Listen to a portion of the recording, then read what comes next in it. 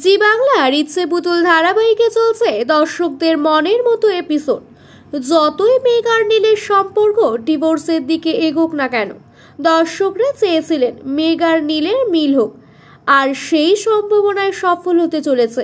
মেঘ আর নীলের অজান্তেই দুজনের সাথে দুজনের সম্পর্ক গড়ে উঠেছে, আর এই সম্পর্ক সুস্থভাবে না হয় তার জন্য তৈরি ময়ূরী।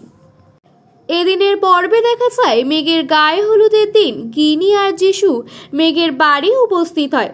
মেঘ তাদের জানিয়ে দেয় বিয়ের পর আর তাদের সাথে সম্পর্ক রাখা হবে না। গিনি আর যিশু মনে মনে মজায় পায়, কারণ তারা তো আসল সত্যিটা জানে। তারপর মেঘ গায়ে হলুদের জন্য তৈরি হয়। মেঘের গায়ে হলুদ দেয় সকলে, কিন্তু মেঘের মন ভারাক্রান্ত। মেঘ মনে মনে নীলকেই চায়, আর দেখা হবে না নীলের সাথে, সব শেষ হয়ে গেল এই ভেবে কাঁদতে থাকে। মেঘের কান্না দেখে মেঘের মা ও বাবা মন খারাপ করে, তবে সন্ধ্যাবেলা যে অন্য কিছু ঘটবে তা ভেবে সকলে একটু শান্তি পাচ্ছে। অন্যদিকে গিনি আর যিশুর এই আশাটা দেখে ফেলে ময়ূরী।